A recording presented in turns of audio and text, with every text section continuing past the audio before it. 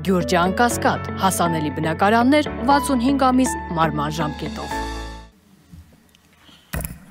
Ազգային ժողովի հարգելի փոխոցնակ, հարգելի գործընկերներ, շատ լավ դասավորություն ստացվեց գլխավոր դատախազի զեկույցից հետո քննչական կոմիտեի ղեկավարի զեկույցը եւ բարձրացնում է, որ հաջորդը կլինի հակակոռուպցիոն կոմիտեի նախագահի զեկույցը, շղթան մեզ տալիս է հնարավորություն հասկանալու, թե մենք ինչի միջով ենք անցնում եւ ինչ խնդիրներ ունենք լուծելու։ Եթե հիշում եք, իմ հարցը, որ ես հնչեցրեցի գլխավոր դատախազին, հիմնականում առաջվում էր հոկտեմբերի 27-ին։ Այսօրվա իմ եւ ելույթս նույնպես առնչվում էր հոկտեմբերի 27-ին եւ դատախազության կողմից իրականացված գործողություններին, ոչ թե 27-ի, այլ նաեւ այլ գործողությունների, բայց դա առանձին թեմա է։ Պարոն Օհանյանին ուզում եմ ասեմ, որ Նիկոլ Փաշինյանը չի հարցաքննվել գուցե քննչական մարմիններում, բայց Նիկոլ Փաշինյանը 10 ժամ եղել է ազգային ժողովի կողմից ձևավորված քննիչ հանձնաժողովում, որից 5 ժամը բաց եթերով ներկայացրել է այն ինչ որ պետք է ներկայացներ հանրապետության վարչապետը եւ մյուս 5 ժամը փակ ձևաչափով պատասխանել է ազգային ժողովի պատգամների հարցերին եւ այդտեղ դուք բացակայում եք։ Ունեք այդ հնարավորությունը, բացակայեցիք։ Դա ձեր իրավունքն է եւ հիմա անդադ որ պահանջում եք քննիչ հանձնաժողովի օր առաջ զեկույցը, դուք կարող եք ավելի շուտ այդ զեկույցին ծանոթ լինեիք, բայց սեպտեմբերի 27-ից հաջորդող օրերի ընթացքում դա կներկայացվի ազգային ժողովին։ Սա Նիկոլ Փաշինյան, բայց նաև քննիչ հանձնաժողովը ուղարկեց ձեր կողմից շատ հարգված երկու գեներալների, որպեսզի իրեն գան եւ որոշակի հարցերի պատասխանեն Տիրան Խաչատրյան գեներալ-լեյտենանտ եւ գեներալ-գնդապետ Մովսես Հակոբյան։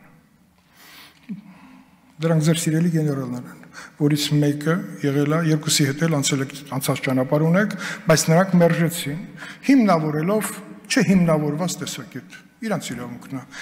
Դրա փոխարեն իրենք գնացին քննչական կոմիտե եւ սկսեցին քրեական գործի շրջանակներում պատասխանել քննչական մարմինների կողմից տրված հարցերին։ Ասեմ, որ քննչական մարմինները 13000-ից ավել քրեական գործեր ունեն, հարուցած, որից մեջ եւ դավաճանության հոդվածներ կան, եւ թերացումներ, ամեն ինչ, այն ինչ որ պարոն Արթուր Պողոսյանը ներկայացրեց։ Պարոն Պողոսյան, դուք այն պաշտոնյան եք, որ 18 թվականից հետո զբաղեցրել եք մի շարք պաշտոններ քննչական մարմիններում, դա ազգային անվտանգության ծառայության քննչական ծառայության ղեկավար, հետո դատախազություն, հիմա քննչական կոմիտեի ղեկավար։ Մեր երկրի ճակատագրական իրողությունների մեջ շատ կարևոր գործերը ձեզ ծանոթ են, սկսած հոկտեմբերի 27-ից։ Ինչ էր մինչև հոկտեմբերի 27-ը մեր երկրում տիրող իրավիճակը։ Հայաստանի ժողովուրդը օրինական ճանապարհով, լեգիտիմ ճանապարհով ընտրեց օրինավոր իշխանություն, հանձինս միասնություն դաշինքի։ Եվ այդ իշխանությունը ձևավորեց իշխանության մարմիններ, նշանակեց վարչապետ, նախարարներ եւ գործում էր։ Եվ դա չներվեց մեր ժողովրդին, տեղի ունեցավ հոկտեմբերի 27։ Եվ իշխանության մյուս թևի ներկայացուցիչը, հանձինս հանրապետության նախագահը, որ մինչ այդ հայտարարել էր իրեն Անգլիայի թագուհու կարգավիճակով, այսինքն պարապեր, մեկ էլ սկսվեց իշխանության համար պատերազմ։ Հոկտեմբերի 27-ի գործողություններից հետո մեր երկիրը ընկավ մի հատ դահավիժեց այնպես,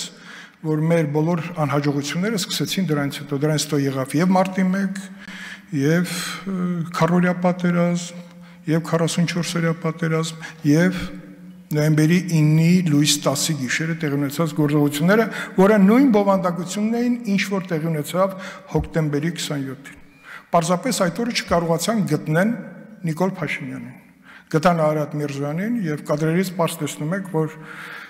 հրոսակախումբը ասում էր, «Էլ մի խփեք, նա արդեն դիակ է», այսինքն իրենք դիակ էին ուզում տեսնել եւ լավա որ պարոն Միրզոյանը ողջ մնաց եւ այսօր էլ արտաքին գործերի նախարարությունը ղեկավարում է եւ իրականացնում է այն նպատակը, որ կոչվում է խաղաղության օրակարգ։ Բայց կներեք, այդ գործողությունների մեջ ներգրաված էին ուժեր նույն նոյեմբերի 9-ից 10-ը խմբեր, որը ես համոզված եմ գոյություն ունեին նաև մարտի 1-ին փողոցում, որտեղ իշխանությունները հոկտեմբերի 27-ից հետո գտան այն ուժը, որով պետքա պահեին իշխանությունը, կեղծեին ընտրությունները։ Այդ ուժը թաղի խուժանն էր։ Բոլոր թաղերում 18 թվականին բոլորս տեսել ենք Փարաքարի խաչմերուկ, Էրեբունի թաղամաս, խմբեր, բայց այդ խմբերը Փաստավակ խմբի զեկույցներից մեկում հստակ նշված էր, այդտեղ միայն համազգեր չէին ստացել, այդ խմբերը ունեին պարագլուխներ, եւ այդ պարագլուխներից շատ-շատերը հիմա էլ եթե չեն փախել Հայաստանից, գտնվում են այդ տարածքում եւ շատ կենսունակ են։ Ինի տուսի գիշեր տեսակ մի հրահանգով բոլորը լցվեցին փողոց, գնացին այն ուղղություններով, որտեղ պետքա լուծեին իշխանության խնդիր։ Եթե հաջողվեր գտնեին Նիկոլ Փաշինյանին, այդ դեպքում կներեք նույն նպատակը, որ դրված էր Արարատ Միրզոյանին այդպես հոշոտելու մեջ, ավելի դաժան կլինեին Հանրապետության վարչապետի նկատմամբ եւ կլիներ հերթական հոկտեմբերի 27-ը երկիրը կմտներ քաոսի մեջ եւ դուրս չէր գալու։ Հետո սկսեցին մեղավորներ փնտրել, իշխանություն ձևով ով ոնց պատկերացնում էր, էլի թաղի խուժանը ձևով իշխանություն, ընտրության ձևով լիներ, թե այլ ձևերով մենք դա տեսել ենք։ Պարոն Պողոսյան, Մարտի 1-ի զեկույցները մնում են շատ ակտուալ, որտեղ ուզենք թե չուզենք, Մարտի 1-ի զեկույցները դեռ իրենց արժանի ոչ միայն գնահատականը չի ստացել, այլ դատարաններում դատաքննության փուլում չի պարզաբանվել 038 հրամանը, նրա մեջ ներգրաված զինված ուժերը, այն պաշտոնյաները, որոնք որոշումներ են կայացնում, արտակարգ դրության ժամանակ թե ոչ, այն նախարարները, որոնք լքեցին Հայաստանը, մինչև հիմա չեն կարող գտնենք։ Ուր է Միխայել Հարությունյանը, գնացեք, եկեք գտնենք։ Պաշտպանության նախարարները, որոնք երկիրը պիտի պաշտպանեն, փախան։ Վիգեն Սարգսյան, Միխայել Հարությունյան, Արշակ Կարապետյան, այս ինչ աղետ է, այս ինչ փորձանք։ Բոլորը պետքա գան եւ պետքա այս երկրի առաջ, քանի որ այդ պաշտոնը ստանալուց իրանք երևի չեն հասկացել, այդ այն պաշտոններն են, որտեղ որ գրվում է մեծ պատասխան մեր ժողովրդի առաջ, անվտանգային համակարգի համար մեկ պաշտոնյաներն են եղել։ Չկան։ Ցնդեցին։ Շատ լավ։ Հիմա մարտի 1 եւ 44 վերապատերազմ հոկտեմբերի 27, երբ որ ես այդ հարցը տալիս եմ, ակնկալում եմ նաեւ, որ այդ պատասխանը այնուամենայնիվ այսօրվա եզրափակիչ խոսքում գլխավոր դատախազը պետքա հիշատակեր, որ այդտեղ խնդիրները կան եւ ես շատ ուրախ եմ, որ դուք ձեր խոսքում նաեւ նշեցիք, որ անջատված մասով խումբը աշխատում է իմ հորդորը ձեզ, քանի որ ես բոլոր գործերին ինչ որ չափով ի պաշտոնը ունեցել եմ առնչություն, խորհուրդ եմ տալիս ձեզ քննչական խումբը, որը որ հոկտեմբերի 27-ով զբաղվել է այս գործով, պարոն Գագիկ Ջանգիրյանի գլխավորությամբ այնտեղ բարձրակարգ քննիչներ են եղել, ես մի քանիսի անուն տվել եմ,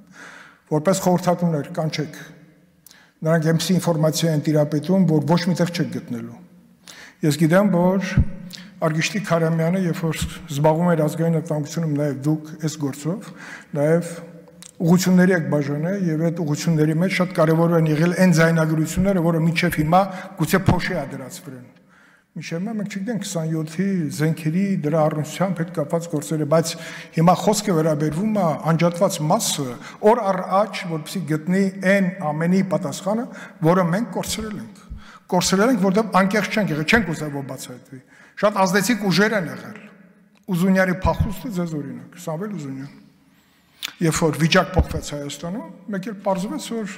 գտել են մի դատավորի, որը արագացված, նույնիսկ կարևոր վկաներին կարող այսպես արանքից չրտի գցեն կողմ, ոնց։ Բա Ուզունյանի տեղը չգիտենք։ Բա դուք ասում եք, հարց տվեցին ձեզ, քննչական մարմինը ազգային անվտանգությունում էֆեկտիվ էր, կարող եմ ասել, այո, էֆեկտիվ էր, շատ։ Որակական ցուցանիշը շատ բարձր էր։ Դուք ասեցիք, որ այն քննչական մարմինը, որը ունի օպերատիվ ծառայություն, խնդիրները նաև արագության եւ օպերատիվության մեջ զիջում են։ Դա էլ է ճիշտ։ Մենք որոշում ենք ասել առանձնացնենք եւ ամբողջացնենք քննչական մարմինները։ Բայց չէ որ հատուկ քննչական ծառայությունը, որ հետո դարձավ հակակոռուպցիոն, հա, մարմին, ինքն ունի օպերատիվ ծառայություն եւ իր նաեւ աշխատանքի հաջողությունը այսօր պայմանավորված է նաեւ այդ ծառայության լինելիությամբ։ Եկեք մի հատ այստեղ էլ մտածենք ինչ ենք անում, որպեսզի այն հիմնական խնդիրները, որ արագ պետք է լուծումներ գտնեն, կառուցվածքային եւ բովանդակային առումով կարողանանք ճիշտ ընթացակարգերի մեջ տեսնենք, պարոն Պողոսյան, քննչական կոմիտեն ոչ միայն 44-օրյա պատերազմի, 100-օրյա պատերազմի